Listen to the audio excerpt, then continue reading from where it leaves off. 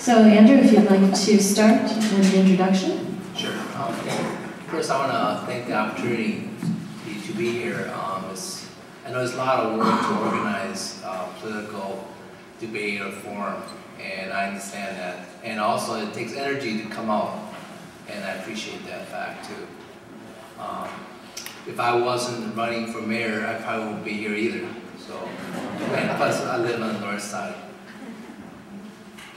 I guess when Tom Baer's not here, I guess this is basically a metaphor as to what's going to happen if I'm not elected mayor in April 1st. The reality is that we have a crisis in the city of Milwaukee, and that's how I approach it. If we have 50% unemployment among the African American males, if our high schools are not graduating more than 50%, you know, that's a crisis for our community. It doesn't matter if you live in Bayview or Brookfield or North Side or South Side, East Side. The reality is that we have a crisis. And my candidacy for mayor is to address those issues.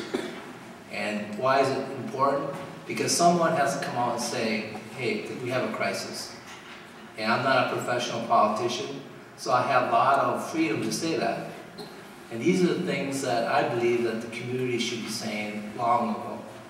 You know, when Father Grappi back in the 60s did the housing marches down 16th Street Viaduct, we had the housing issues.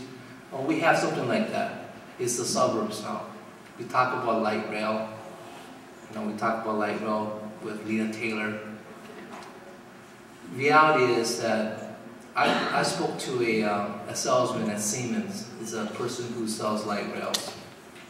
And he was telling me that the politicians in the suburbs do not want light rail. They want to contain the city of Milwaukee. This is what a salesman is saying from California about our community. And that says a lot.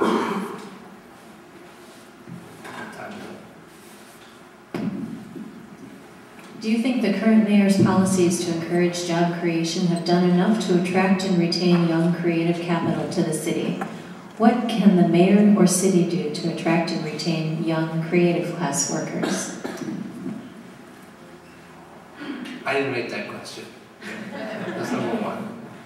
There's a professor named by Mark Levine from UWM researcher. Okay, on my website I talk about some of his issues. Basically, what he's saying is that the current administration, their plan is not working.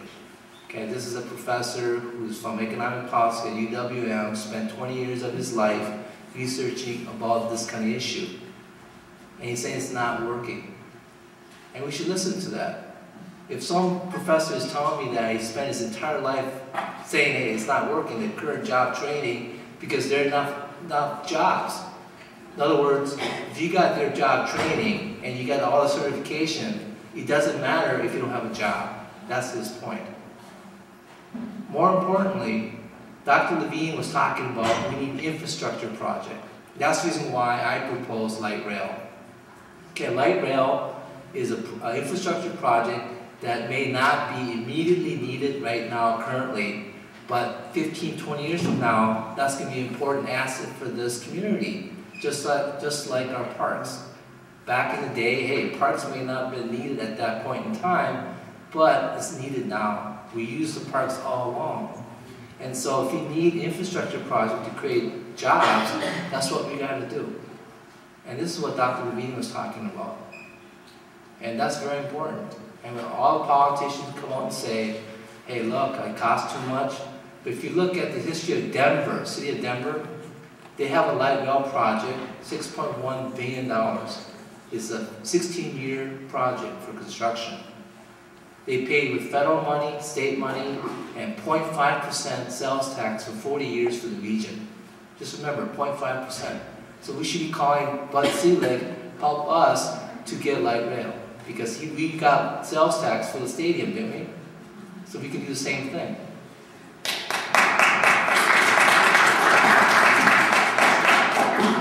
Describe what the mayor or the city can do to reduce the price of health care in the southeastern Wisconsin market. I'm not an expert in healthcare, but I believe that we have a lot of talented people in this community who can answer that question. But what I see is that We need to build infrastructure where we have a community where you have sustaining jobs that pay high wages. So in other words, if we have individuals who can afford to pay insurance, to pay the premiums, then we have a system. But if we have a system where individuals are struggling to make a living, they can't afford premiums, or have discounted insurance that only pays a portion. For example, if you're on Badger Care, you can only go to certain doctors. It's very hard to get dentists because many dentists do not want Badger Care because it's too much paperwork. You know, you can have an insurance program, but if you don't have the services, what good is it? So ideal situation is, I have a tendency to believe what Jason was talking about, free market. So if we have a situation where we can have the ability to have free market in insurance, that'd be the ideal situation. Let's go there. Because if people are given choices, they make better services, better opportunity to pick the right person. But if we have a situation where people can't afford it, then we have to go the opposite direction. So I believe this is a combination of both, somewhere in the middle. Following the murder of Miller Brewing executive Vic Milford in Walker's Point, suspects were very quickly arrested and charged. This speedy response does not often seem to be the norm in Milwaukee. How can the mayor work with the police department and residents of Milwaukee to begin to solve gang-related crime in Milwaukee? Every politician would say safety is number one. I agree with that too. But the fact of the matter is I believe is jobs and crime are connected closely together. And so you have to look at that. With respect to the terrible incident about the Miller executive, it doesn't matter if it happened in the 3rd Ward, but the reality that should not have been. But more important, what happened to that lady, the bartender, that got killed for $100? You know, that's terrible. And we have a $10,000 reward for that person too. But the reality is that this is a community problem. And sometimes it's random. There's a program on 4th Street Forum, I don't know if you saw that, it's on PBS. It's on Friday night at 10 o'clock. They talk about guns.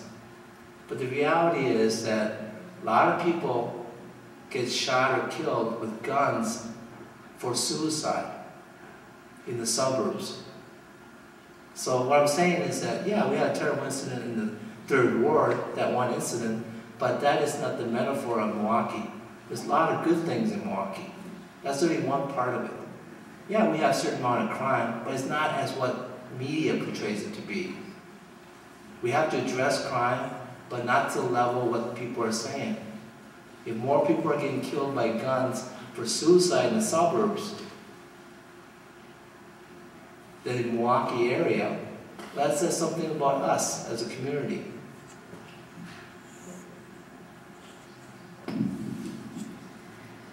We know that developers benefit from condo developments in TIF districts in Milwaukee. How do condo development in TIF districts benefit Milwaukee's impoverished? I think we need to get more businesses to come into Milwaukee. If condo development is a way for create jobs, to create value, create property tax, that's one part of it. If you look at my website, I'm proposing that's using the same concept to create an art district.